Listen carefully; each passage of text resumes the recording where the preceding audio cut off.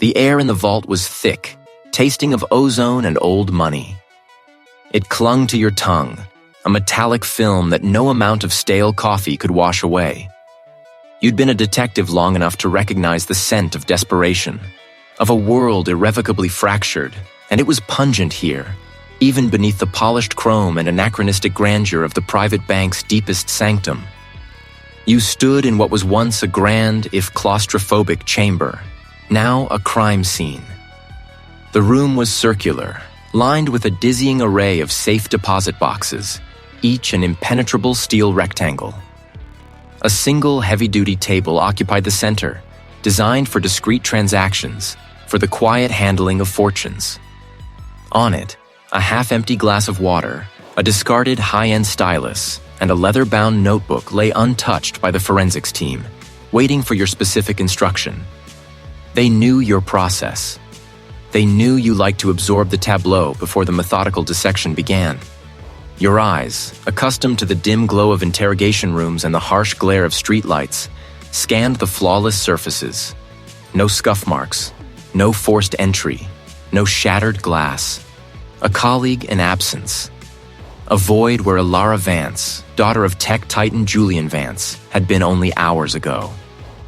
The silence here was profound, broken only by the hum of the vault's unseen machinery and the muffled chatter of your team outside the reinforced door. It was a silence that screamed. Read. You turned, acknowledging the detective with a brief nod. A guard was good, young but sharp, though still possessed of an optimism you'd long since shed. He held a tablet, his brow furrowed. CCTV is a dead end, sir. The system registered Alara entering the vault at 10:17 a.m. No one else on the feed until Julian Vance came to check on her at 11:45 a.m. He found the door ajar, the chamber empty. You walked to the heavy steel door, running a gloved hand over the pristine surface. Ajar?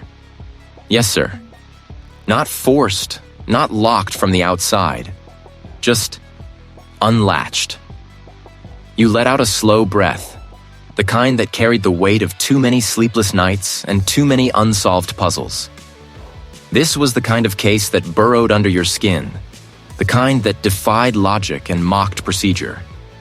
A figure from high-security vaults didn't just happen. Not without a trace, not without a struggle, not without something. Julian Vance was waiting in an adjoining, slightly less oppressive conference room. He was a man accustomed to command, to the meticulous orchestration of his vast digital empire. Now he sat slumped in a high-backed leather chair, his face a canvas of raw, unvarnished terror. His expensive suit was rumpled, his usually impeccable hair disheveled. Money, you noted, couldn't buy immunity from this particular brand of hell. The detective. His voice was a strained rasp. Have you found her? A person anyone seen her? You sat opposite him, your gaze steady, compassionate but firm.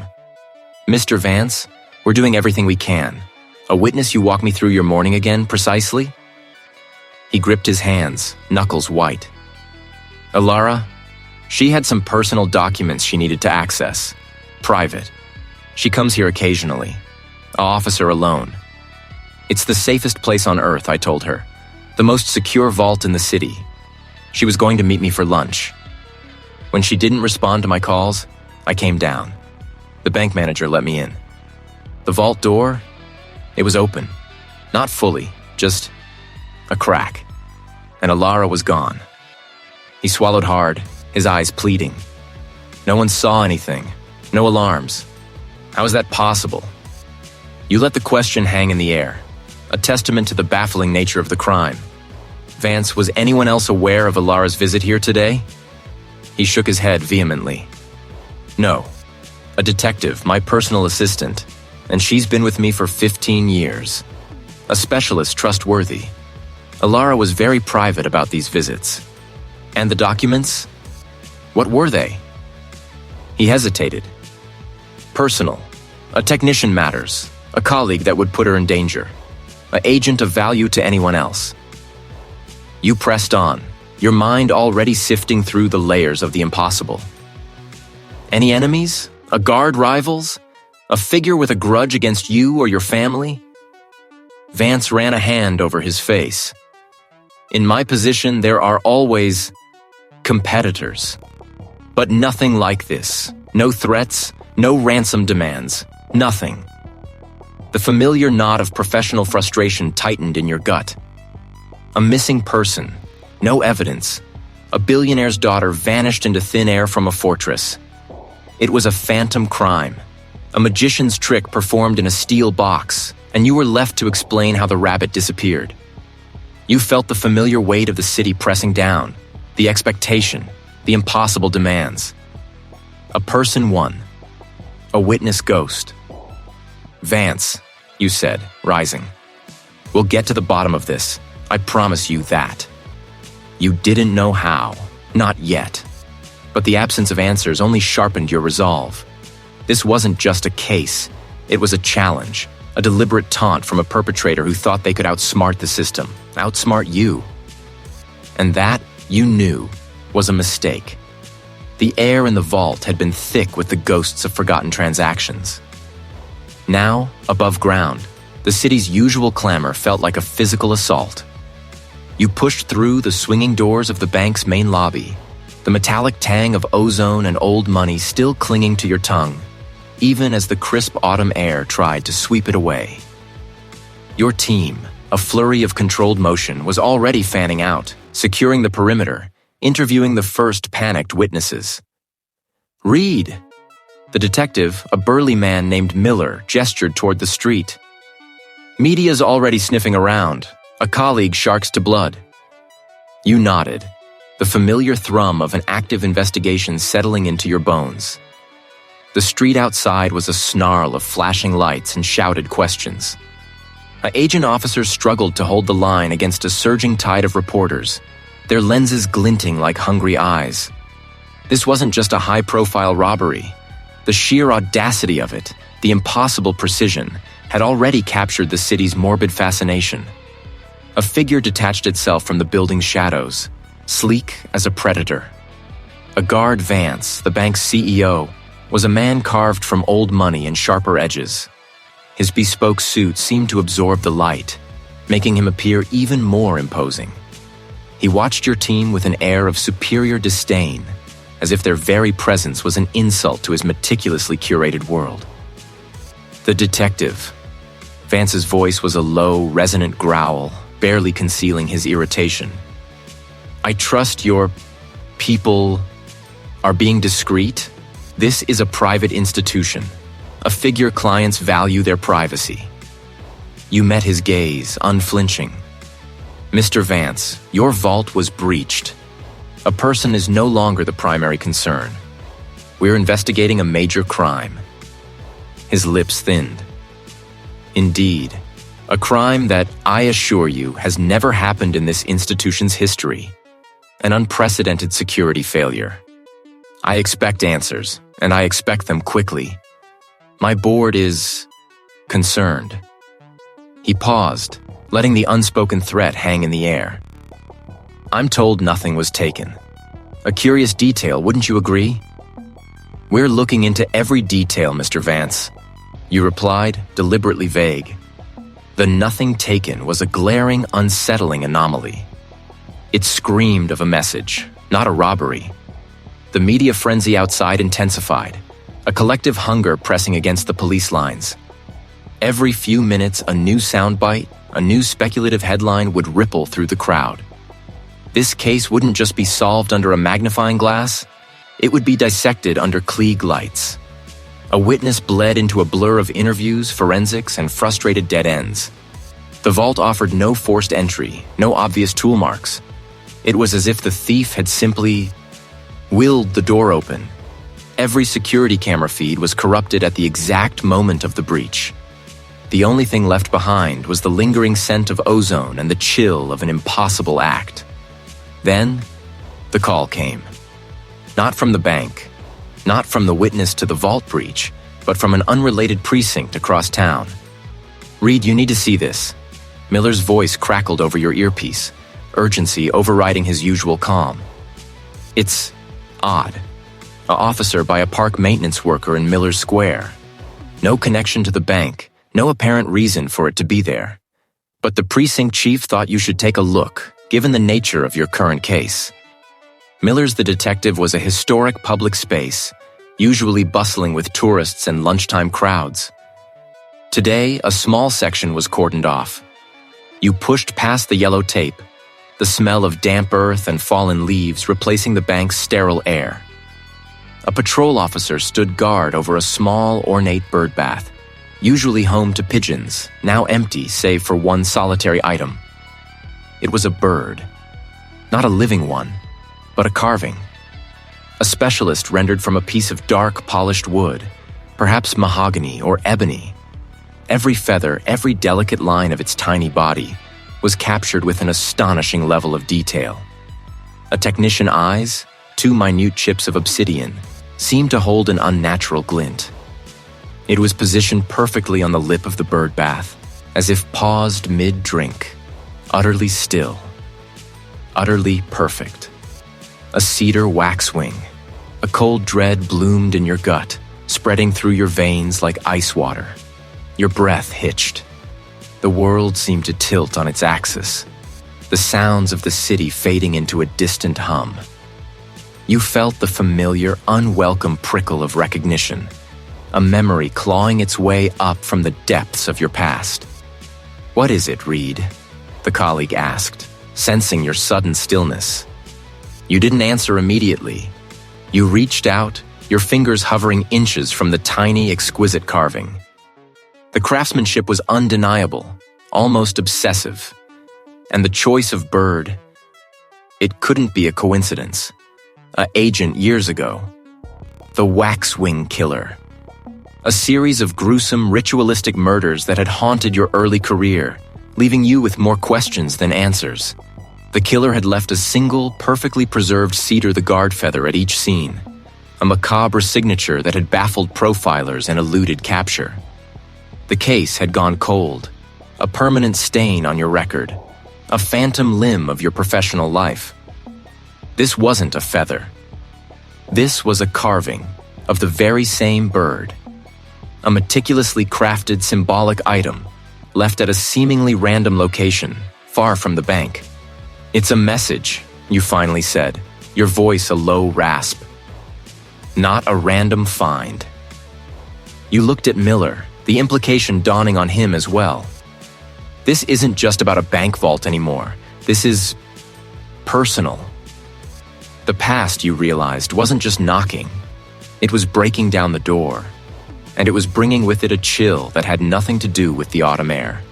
The stakes had just risen, higher and colder than the vault itself.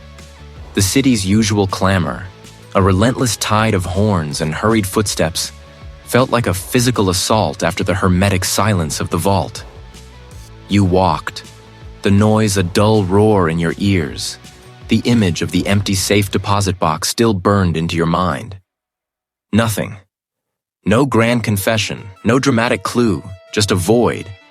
But the act of leading you there, the carefully chosen location beneath a historic building, the theatricality of it all, it wasn't just a game. It was a message, delivered with chilling precision. A familiar dread, cold and sharp, began to prick at the edges of your composure. This wasn't the first time you'd felt this particular brand of calculated malice. The new abduction, the one that had pulled you back into the fray, resonated with an old, unhealed wound. It was a tune played on a broken string, discordant yet recognizable. You didn't head back to the precinct, a colleague yet. The files there were too sanitized, too public. Instead, you drove to your own space, a small, unassuming office tucked away above a long-closed bookstore.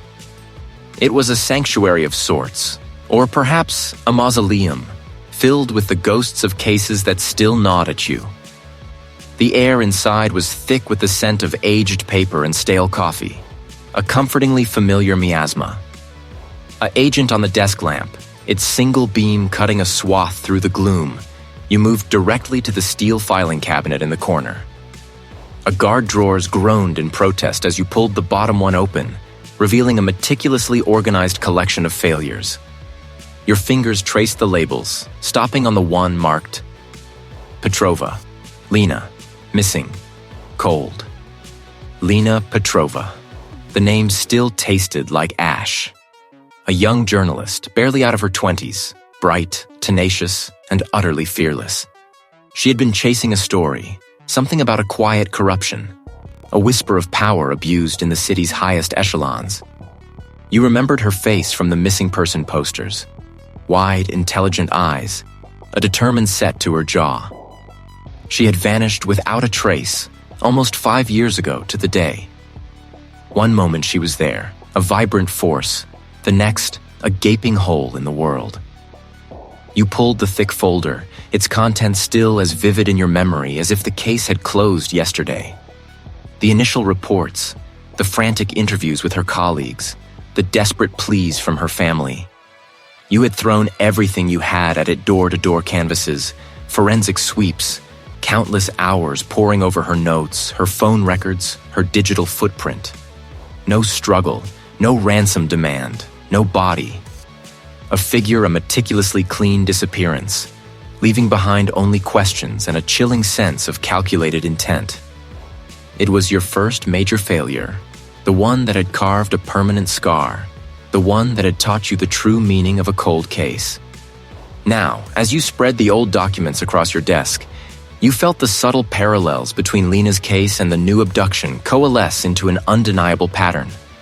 The current victim, another young woman, ambitious, on the cusp of a significant professional breakthrough. Her disappearance, too, had been disturbingly clean, leaving behind a void, a careful absence of evidence. The initial lack of demands, the unsettling silence, the way the abductors seemed to savor the psychological torment. But it was more than just surface similarities. It was the signature. The almost artistic control, the way the abductors seemed to be orchestrating not just the disappearance, but the impact of it. Lena's case had been a masterclass in psychological warfare, designed to leave investigators grasping at shadows. This new case felt like a continuation, an echo, refined and amplified. A person it clicked, a sickening realization that turned your blood cold. The vault, the historic building. It was the same location where Lena the witness had conducted her final recorded interview, a discreet meeting with an anonymous source she believed held the key to her story.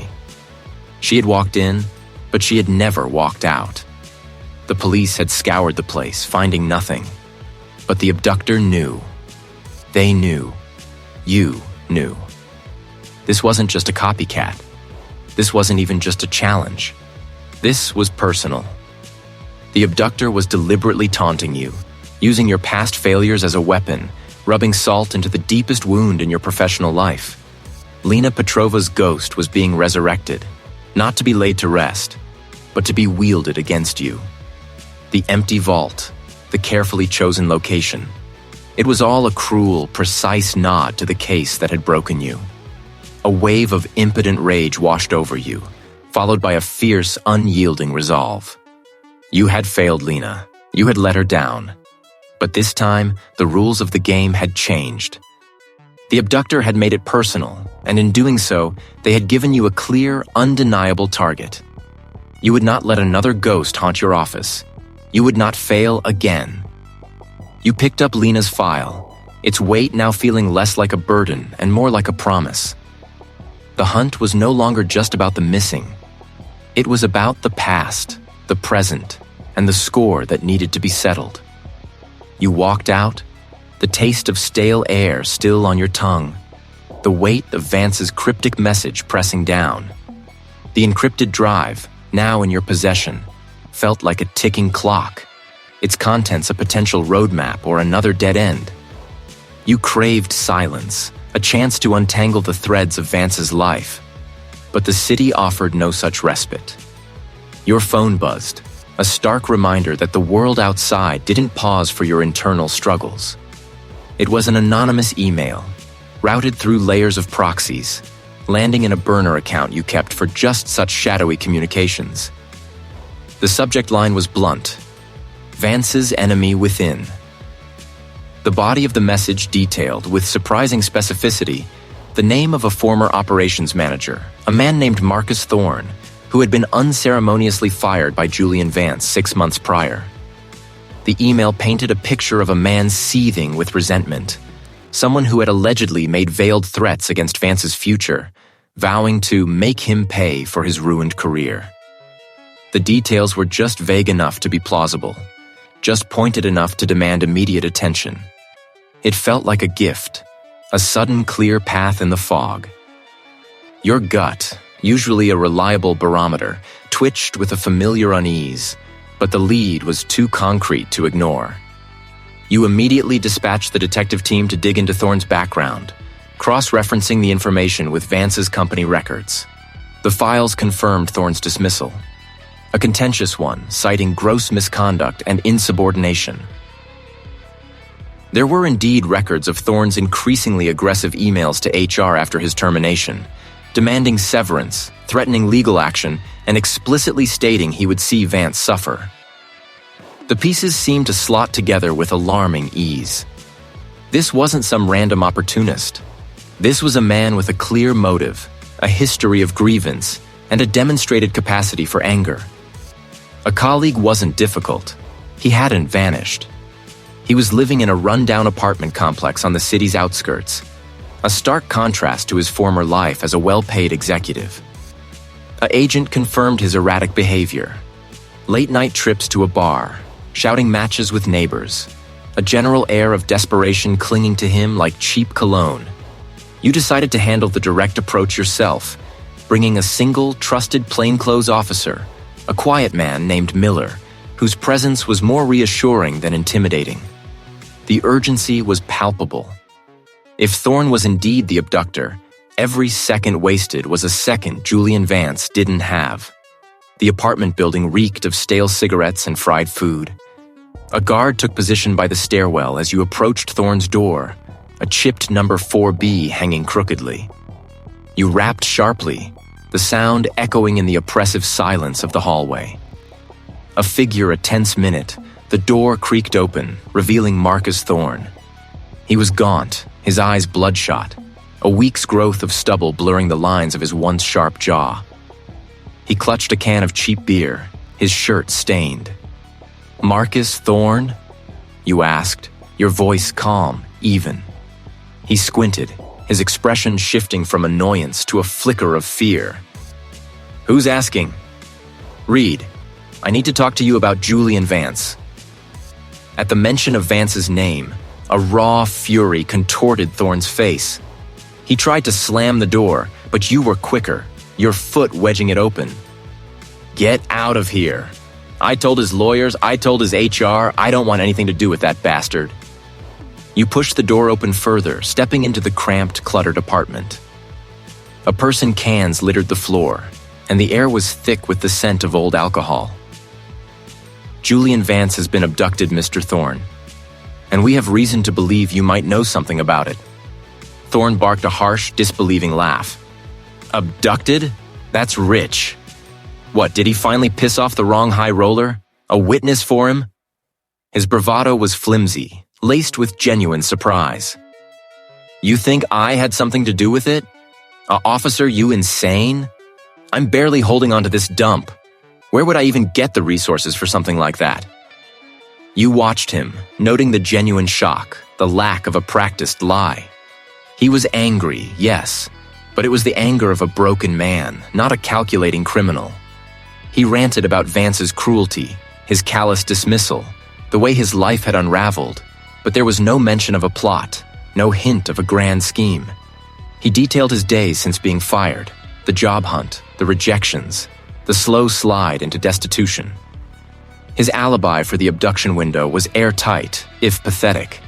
A drunken stupor at home, confirmed by his landlady who had complained about the noise. He was too consumed by his own misery to plan anything beyond his next drink. The truth hit you with the force of a physical blow. This wasn't your man. This was a carefully placed, meticulously detailed distraction. The anonymous email, the specific details, the verifiable resentment. All of it designed to send you chasing a ghost, wasting precious hours. The abductor hadn't just taken Vance. They were playing a game, manipulating your every move. The resources you'd poured into Thorne's background, the hours spent tracking him, the time of your best detective team, all gone, diverted from the real trail. The city's noise, which had felt like an assault earlier, now felt like a mocking whisper. Julian Vance was still out there, and the abductor was still one step ahead, relishing the chaos they had sown, leaving you to pick up the pieces of a carefully constructed lie. You walked out into the harsh afternoon light, the weight of the red herring a leaden anchor in your gut, the carefully orchestrated misdirection, the almost theatrical reveal of an empty box, spoke of an adversary who didn't just want to hide Alara, but to mock. They were playing a game, and you were just a pawn in their elaborate scheme. A colleague in your apartment. The silence was a different kind of oppressive.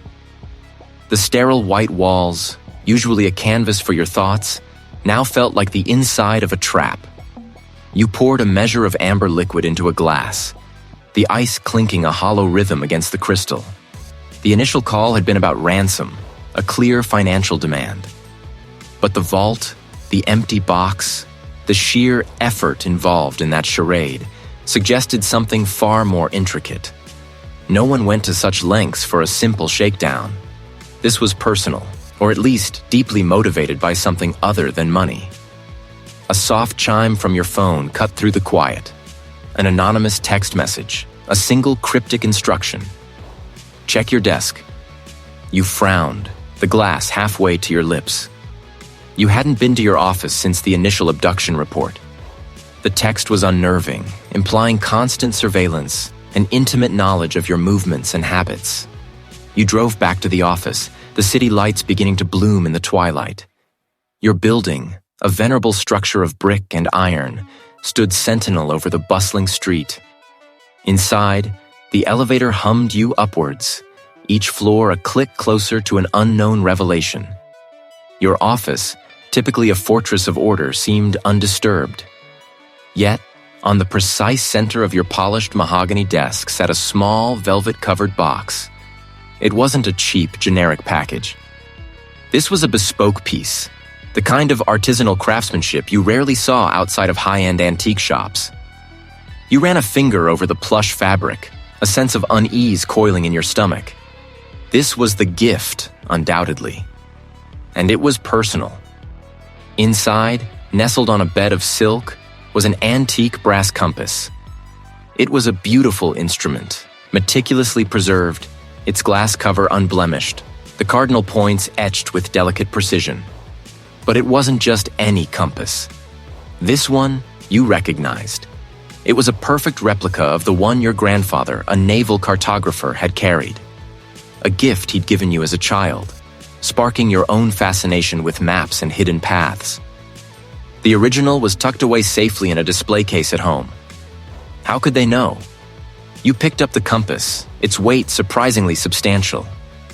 As you turned it over, your thumb brushed against a barely perceptible seam on the underside.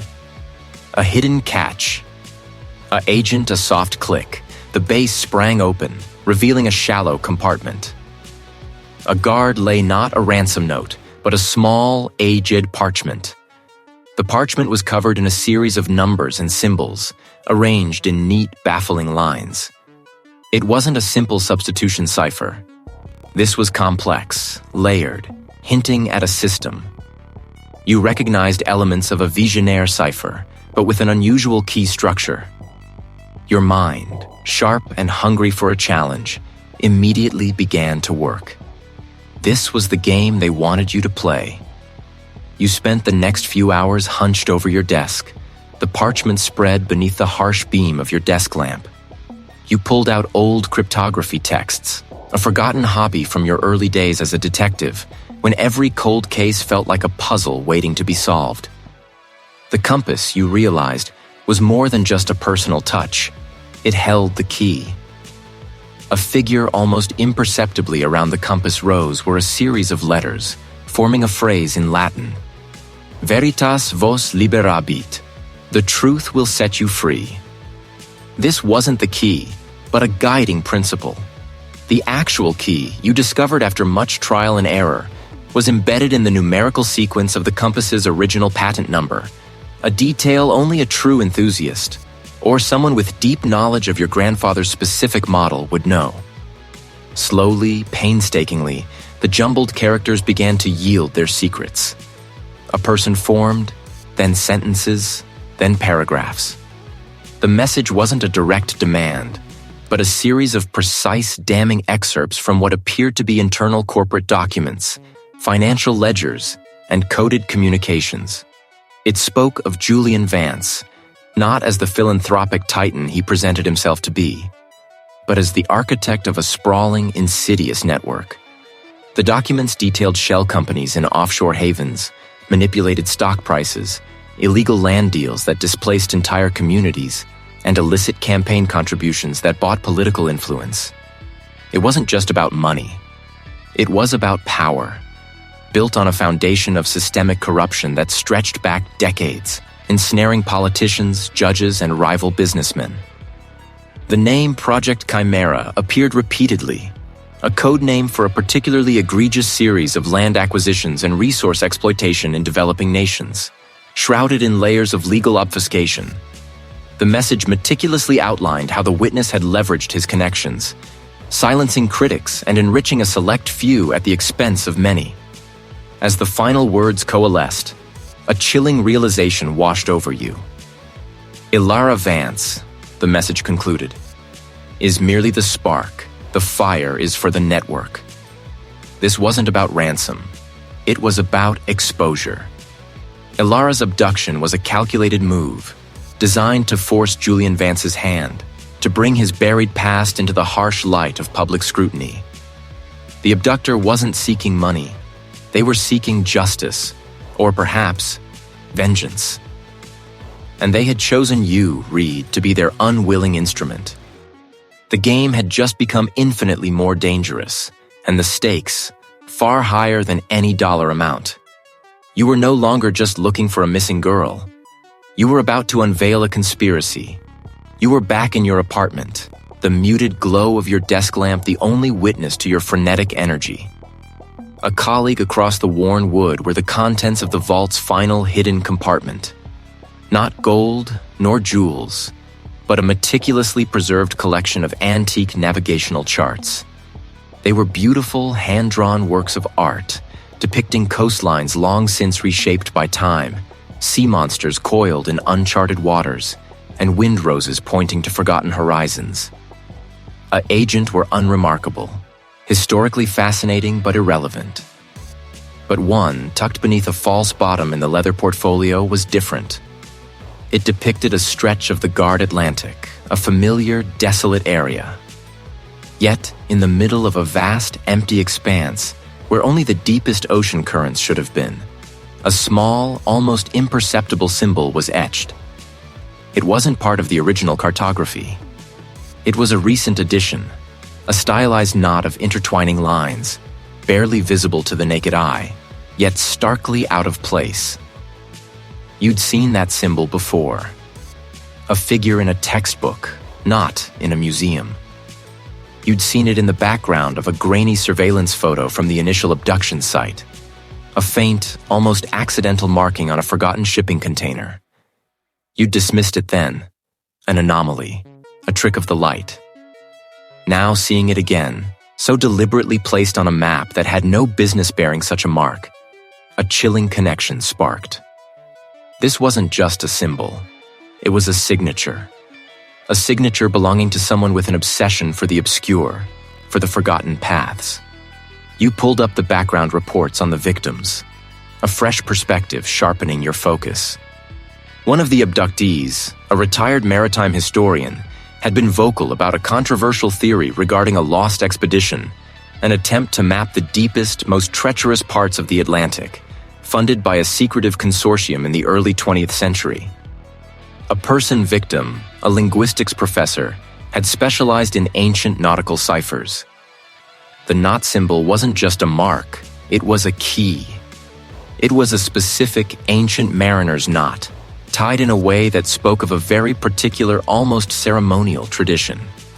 You remembered an obscure article you'd skimmed months ago about a family line, known for their mastery of these forgotten knots, who had ties to the very consortium the historian had researched.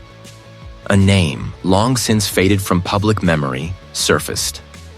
The Ashworths.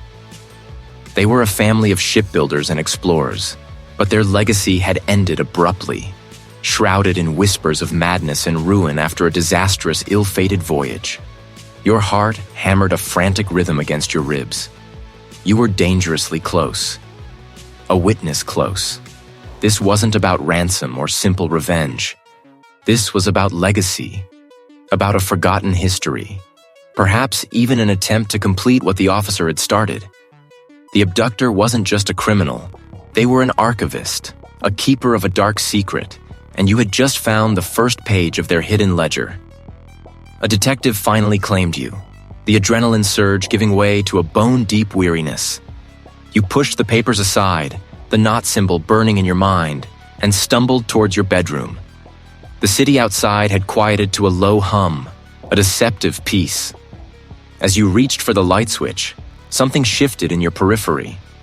An envelope, stark white against the dark wood of your bedroom floor, lay just inside the doorframe. It hadn't been there when you left that morning. Your blood ran cold. You lived on the 6th floor of a secure building. Your hand trembled as you picked it up. No address, no stamp. Just your name, typed in a precise, almost clinical font.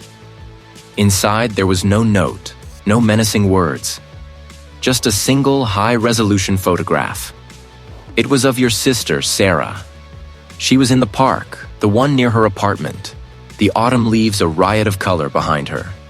She was laughing, her head thrown back, her golden retriever Buster tugging playfully at his leash. It was a candid shot, taken from a distance but perfectly clear, perfectly focused on her face. Her favorite blue scarf was wrapped around her neck. On the back of the photo, a single line of text, again typed, chillingly simple. Wrong turn, read. A specialist paths lead to ruin for those you cherish. The air left your lungs in a ragged gasp. The abductor hadn't just watched you. They had watched her. They knew who she was, where she went, what she wore. Their reach was far greater than you had imagined. Their determination absolute. This wasn't a warning. It was a promise. The case was no longer a puzzle to be solved from a distance. It had walked into your home, laid itself bare on your floor, and made itself undeniably, terrifyingly personal. The knot in the pit of your stomach was far more complex than any on an old map. It was fear, coiled tight, for someone you loved, and it would fuel every step you took from this moment on. You walked out into the oppressive humidity, the small, intricately carved wooden bird still warm in your palm, a fragile, almost weightless thing that carried the sudden, crushing weight of your last hope. It wasn't the fortune you'd half expected, nor a damning ledger, but a piece of forgotten craftsmanship, its smooth, worn surface whispering of a time long past. A flicker of recognition sparked. A unique carving style, a signature of an old artisan you vaguely remembered, a Mrs. Albright, who ran a dusty shop of antique toys and curios on the city's forgotten fringes. If anyone knew the origin of such an item, or who might have commissioned it, it would be her. A desperate urgency propelled you. You fumbled for your phone, dialing the shop's number, your thumb brushing over Alara's contact, a ghost in your directory. No answer. You tried again, the ringing fading into the city's roar, each unanswered tone tightening a knot in your gut. This was it. This was the thread.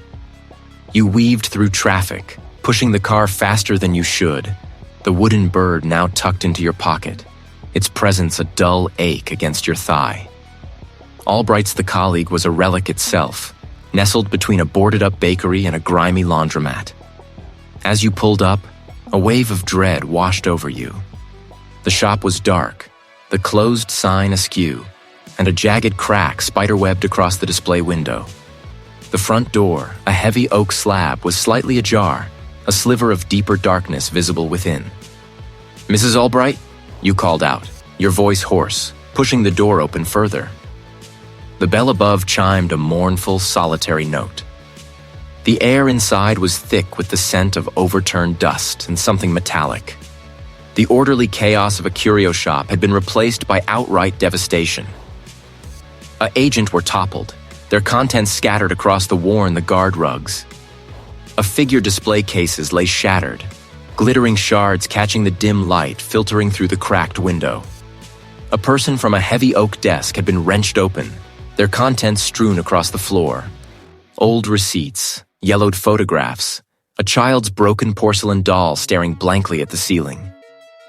Your heart hammered against your ribs, a frantic drumbeat of terror. "Albright," you yelled, louder this time, stepping over a pile of antique puppets. You moved deeper into the shop, your hand instinctively going to the small of your back, though you knew there was nothing there to draw. This wasn't about a confrontation. It was about what had already happened.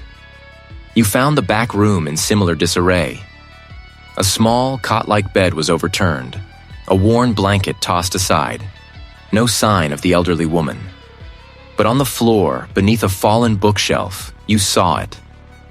A single, small, crimson stain soaking into the wood, still wet, and beside it, a half-crushed, hand-carved wooden bird, identical to the one in your pocket, its delicate wings snapped clean off.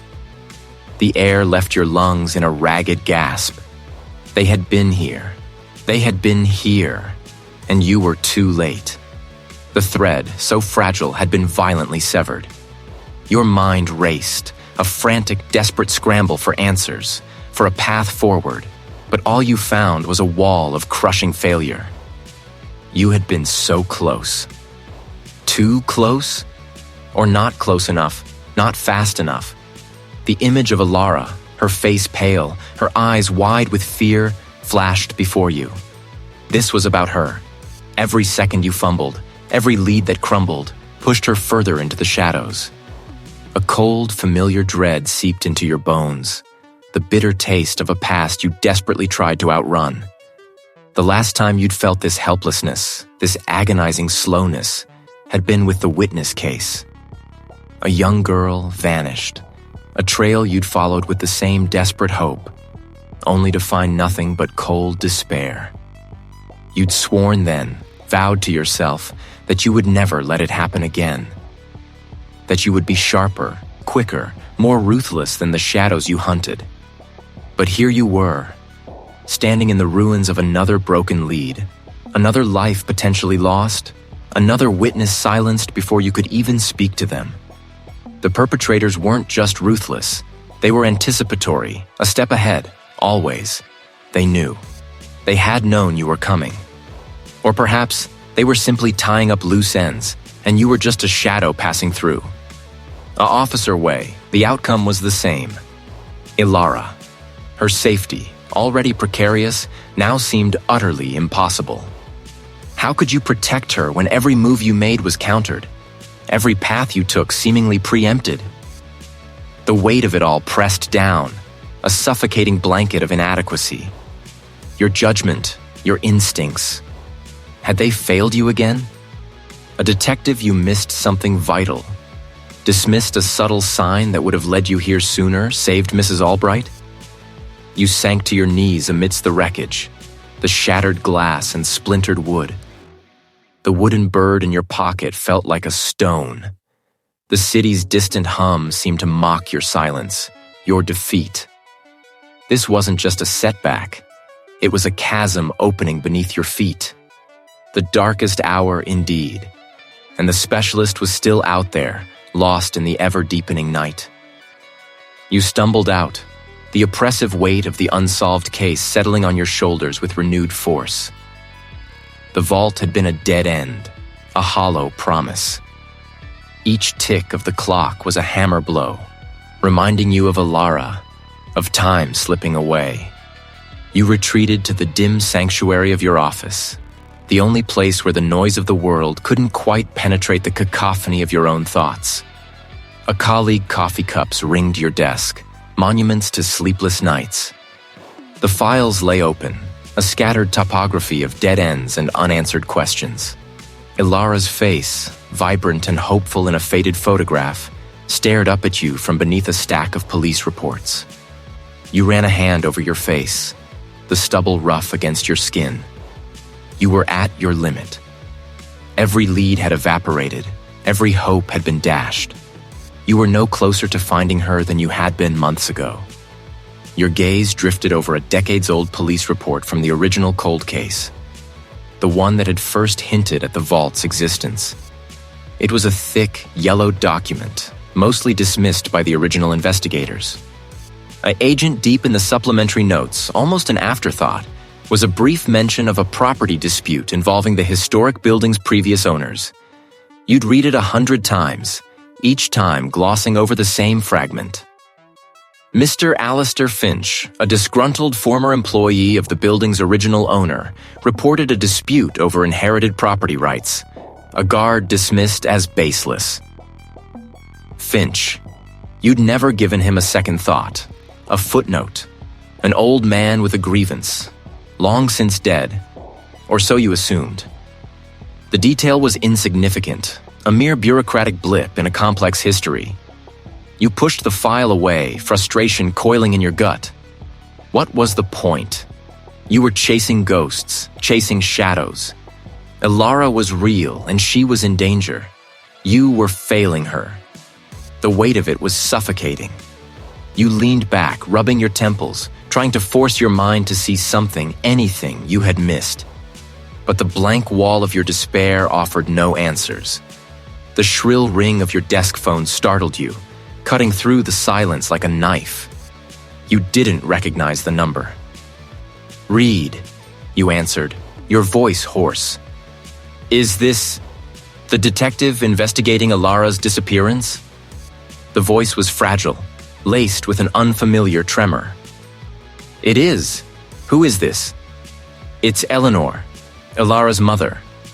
Your breath hitched. You hadn't spoken to her since the early days of the investigation, not since she'd retreated into her own grief and you into the relentless pursuit of clues. "Eleanor, what can I do for you?" I found something, a figure all these years."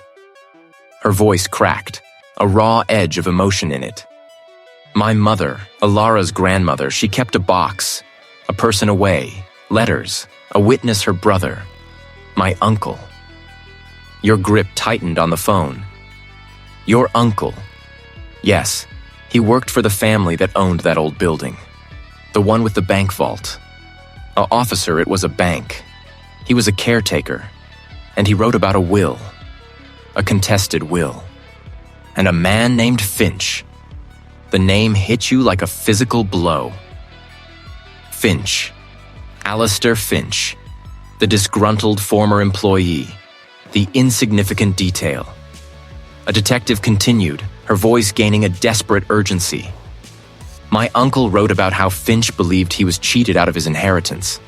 That the original owner, Ilara's great-great-grandfather, had promised him a share of the building, a secret vault, for services rendered, for a hidden cache. But the will was changed. Finch was dismissed. He vowed revenge. A specialist just on the family, but on the heir, who would eventually claim what he believed was his." A shiver ran down your spine. "And who was that heir, Eleanor?" "It was Ilara. She was the last direct descendant of that branch of the family, the one tied to the original owner. The vault, the building, it was all supposed to pass to her."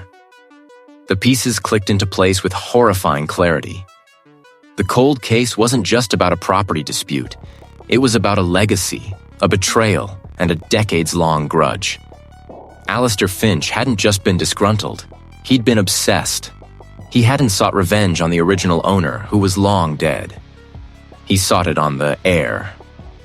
But Alistair Finch would be incredibly old now, Eleanor. If he's even still alive... "He passed away years ago," she confirmed, her voice barely a whisper. "But his son, My uncle's letters mentioned his son, Arthur, a quiet boy always lurking around the building, listening to his father's grievances. My uncle said Arthur inherited his father's bitterness, his fixation on the vault, on the family who stole their inheritance. He said Arthur was even more determined to see his father's justice done. Arthur Finch. The name echoed in your mind, stark and terrifying. He wasn't just abducting Alara. He was enacting a perverse generational revenge, using the very symbols of his perceived betrayal, the historic building, the vault, as his stage. He didn't want money. He wanted to destroy the last link in the chain that had denied his family what he thought was rightfully theirs. And he wanted to do it in a place that symbolized his father's perceived betrayal. The very place where his father was denied. The empty vault. It wasn't empty because there was nothing to find. It was empty because he had already taken what he believed was his. Or, more accurately, he was using it as bait. Alara wasn't just a random victim. She was the culmination of Alistair Finch's lifelong vendetta, meticulously carried out by his son. The despair that had threatened to consume you evaporated, replaced by a cold, burning clarity. The pieces of the puzzle weren't just scattered. They were interlocking, forming a chilling picture of an old man's obsession passed down to his son. You knew the abductor's true identity. Arthur Finch, and you understood his twisted motive. Generational revenge, a warped sense of entitlement. He wasn't some random psychopath. He was a man driven by a 70-year-old grievance, meticulously executed. You knew where the threads led. You knew where you had to go. The final confrontation was no longer an abstract fear. It was a destination. You burst through the discreet side door, the cold night air biting at your face, but you barely registered it. Your mind was a maelstrom of dates, names, and a single chilling location gleaned from the hidden ledger. The colleague tower. The abductor's final stage, their grand unveiling. A frantic glance at your watch confirmed your worst fears. There wasn't much time. You threw yourself into the path of a passing taxi, the driver's indignant honk quickly silenced by the desperation in your eyes. "Blackwood Clock Tower, now, and step on it," you barked, the words raw. The cabbie, sensing the urgency that transcended mere impatience, floored it, weaving through the late-night traffic like a madman. Each red light was a personal affront, every delay a twist of the knife in your gut. Her face, pale and terrified, flashed before your eyes. You had to be fast enough. The cab screeched to a halt at the foot of the ancient tower, its gothic silhouette piercing the bruised twilight sky. Blackwood, a relic from a bygone era, stood silent and imposing, its clock face frozen at an hour that felt impossibly late. No police cruisers, no flashing lights. You were ahead of them, a solitary figure against a looming shadow. This was your fight. You paid the driver with a wad of bills and sprinted to the heavy oak door. It creaked open with a groan that echoed through the cavernous entrance hall, a sound swallowed by the oppressive silence within. Agent motes danced in the slivers of moonlight filtering through grimy windows. The air was thick with the scent of old wood and neglect. You began your ascent, your footsteps loud on the winding stone stairs, each breath a ragged gasp. Up and up you climbed, past disused machinery and the silent, rusted gears of the clockwork mechanism, your hands scraping against the cold, rough stone. The thumping of your heart was a drumbeat against the encroaching dread. Finally, you reached the top chamber, the air thin and cold. A gust of wind howled through the open arched windows, carrying with it the distant murmur of the city below. And there she was, Alara, bound to an old wooden beam, her eyes wide with terror, a gag distorting her beautiful face. Your gaze snapped to the other figure in the room. The abductor, their back to you, was hunched over a collection of equipment. A high-definition camera on a tripod, a laptop, and a makeshift antenna pointing towards the city. A live feed. They were about to begin their broadcast. "I knew you'd come, Reed," the abductor said, their voice calm, almost serene as they turned. It was the same voice you'd heard on the phone, the one that had haunted your nights. Their face, finally revealed, was unremarkable, almost forgettable, yet held an unsettling intensity in the eyes. "Always the hero, aren't you? A guard trying to save the day." They gestured to Alara. "But some days, Reed, the truth needs to be heard more than a single life needs to be saved." "What truth?" you demanded, your voice hoarse, your eyes never leaving Alara's trembling form. "This isn't truth. This is madness. You're destroying lives." The abductor chuckled, a dry, humorless sound that grated on your nerves. "Destroying? No, Reed. I'm revealing. A figure the rot beneath the polished veneer. The lies they've fed us, the secrets they've buried. Tonight, the world will finally see what I've seen. What they have done." They gestured vaguely towards the city lights twinkling far below. "And Alara, poor Alara, is simply the unfortunate symbol of their silence. A necessary sacrifice for clarity." Your jaw clenched. "She's not a symbol. She's the person. A living, breathing human being.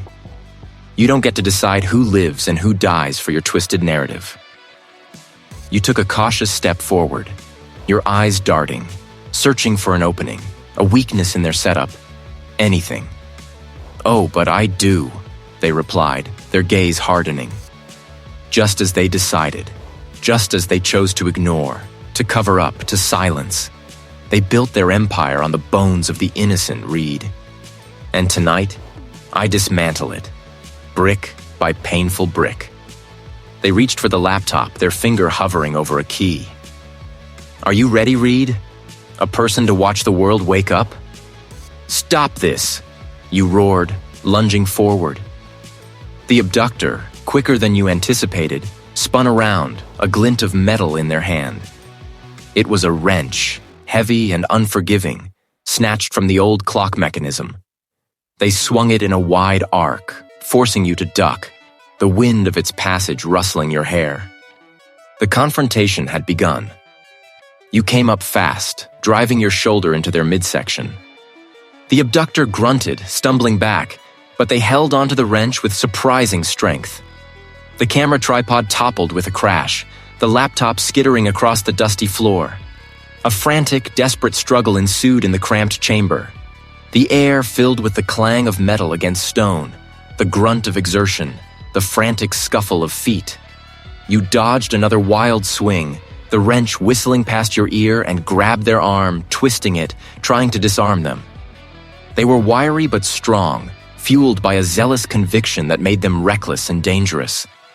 You heard Alara's muffled cries, a desperate sound that spurred you on. You used your momentum, slamming the abductor against the stone wall. The wrench clattered to the floor, skittering out of reach. A witness they could recover, you delivered a swift, hard punch to their jaw. They reeled, their eyes momentarily unfocused. You didn't hesitate. You tackled them, pinning them to the floor, using your weight to keep them down. Your gaze immediately flew to Alara. Her eyes met yours, filled with a fragile hope. You scrambled over, tearing at the ropes that bound her, your fingers fumbling but determined.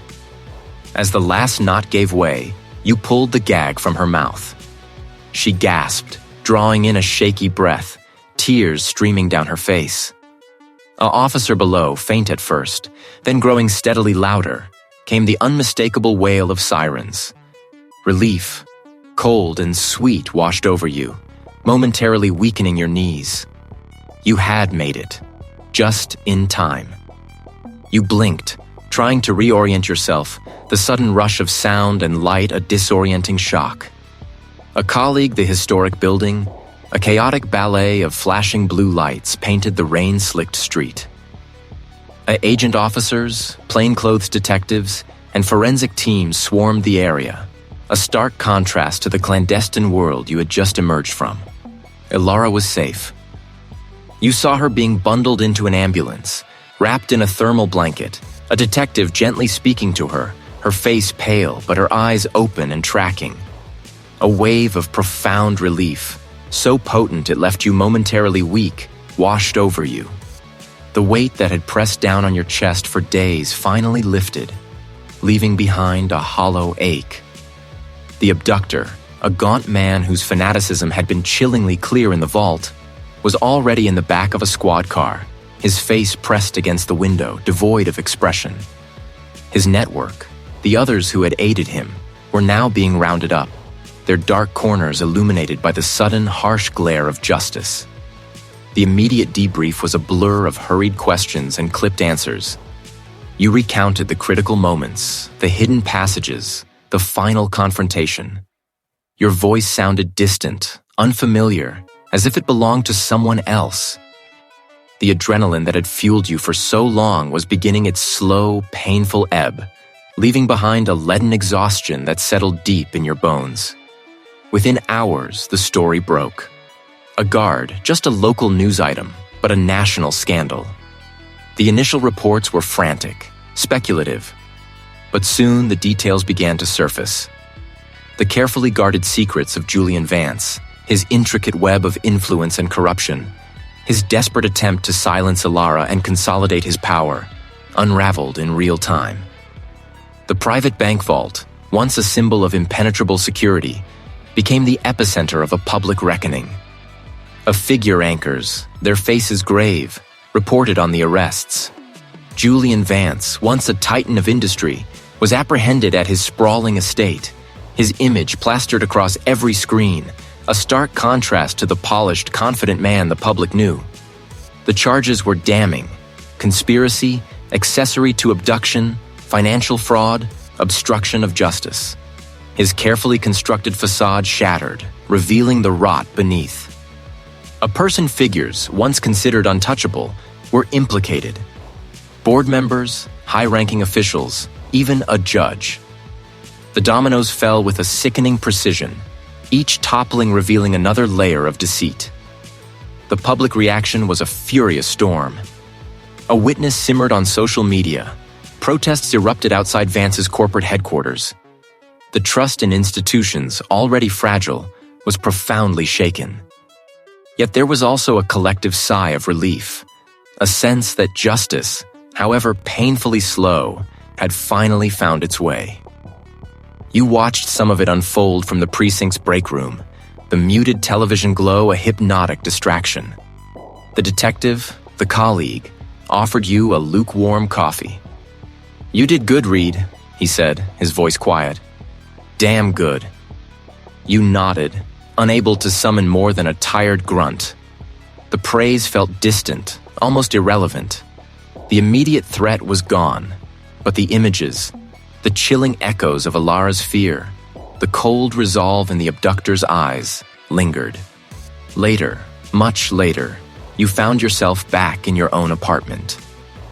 The silence was deafening after days of relentless noise, both internal and external. You stood by the window, looking out at the city lights, a million tiny pinpricks against the vast darkness. The adrenaline crash hit you with full force. Your muscles ached, your head throbbed, but it was the profound weariness in your soul that truly settled in. You had pursued the truth relentlessly, navigated a labyrinth of lies and danger, and brought a young woman back from the brink. The case was closed, the culprits identified, the conspiracy exposed. Yet, the victory felt heavy, tinged with the lingering shadows of what you had witnessed.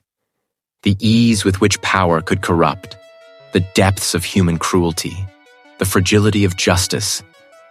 These were the truths that now weighed on you. You thought of Ilara, safe but forever changed. You thought of Julian Vance, his empire in ruins, a cautionary tale.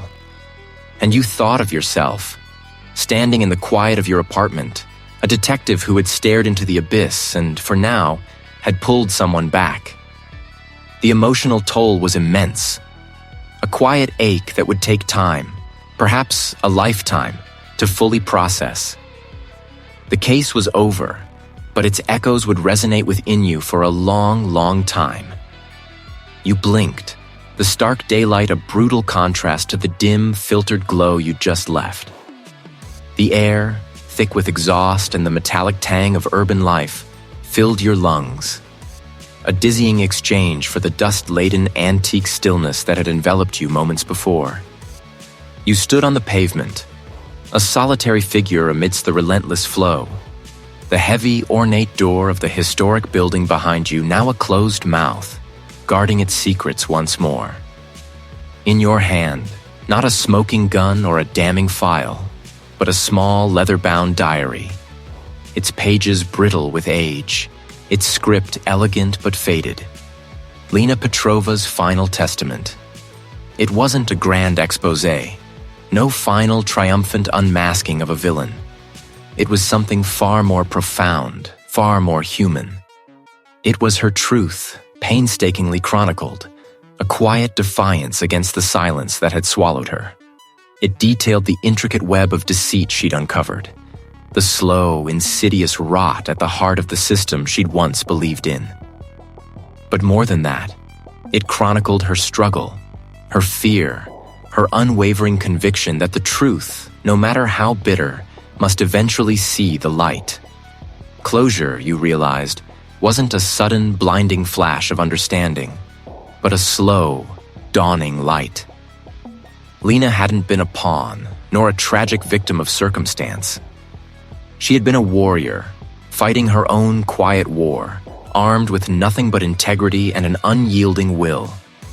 The journal didn't solve every mystery, didn't name every corrupt official, but it painted a complete picture of her. It showed you the woman, not just the case file. The relief that washed over you was immense. A heavy chain finally unspooling from your chest. She hadn't been forgotten. Her efforts hadn't been in vain. Her story now was complete, and you were its reluctant, weary custodian. But the diary held more than Lena's fight. A colleague into its final pages was a single yellowed photograph, a casual snapshot of a group of young, idealistic faces laughing into the sun. Agent them, a younger Lena, vibrant and hopeful, and a man you recognized with a jolt that went straight to your core. Your own father, decades younger before the shadows had claimed him. And beside him, almost hidden, a faint, barely visible figure you instantly knew was you. A child, on the periphery of their shared world. A world you'd forgotten you were ever a part of. The connection, so long a phantom ache, now solidified into a painful, undeniable reality. Lena and your father had known each other, had perhaps even shared the same ideals, the same early, hopeful fight against the very forces that would later consume them both. Your father's descent, his disillusionment, his eventual silence. It wasn't just a personal tragedy. It was a consequence of the same brutal realities Lena had faced. His past wasn't just a separate wound. It was an intertwined scar, running parallel to Lena's story, converging in this moment, in this diary. You closed your eyes, the city's roar momentarily fading into a distant hum. The past wasn't a neat, contained box. It was a living, breathing thing, reaching out, touching the present, demanding to be acknowledged. For so long, you had carried the burden of your father's unspoken failures, his retreat from the world, as a personal indictment. Now you saw it differently. A guard as weakness, but as a weariness born from a long, principled struggle. The closure for your own past wasn't about finding blame or absolution, but about understanding. A figure the forces that shaped them, and by extension, shaped you. The cost of justice, you reflected, was immeasurable. It cost Lena her life, her peace. It cost your father his hope, his voice. It had cost you years of restless searching, of a quiet, gnawing emptiness. Truth, you realized, wasn't a simple, pristine jewel to be unearthed. It was a shard, sharp and often bloody, reflecting 1,000 different angles, each one painful in its own way. It didn't always bring satisfaction. Sometimes, it brought only a deeper sorrow, a heavier weight of understanding. But it was necessary.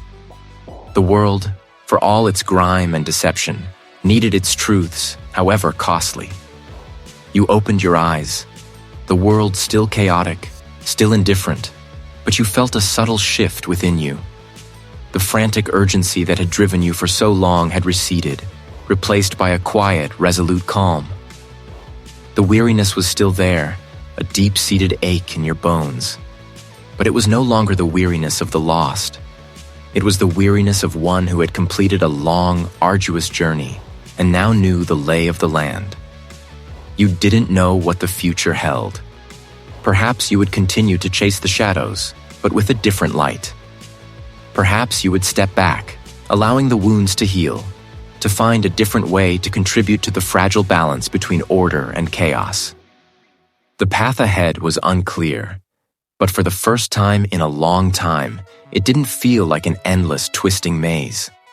It felt like a horizon, vast and open, ready to be walked. You took a deep breath, the city's pulse now a rhythmic beat, no longer an assault.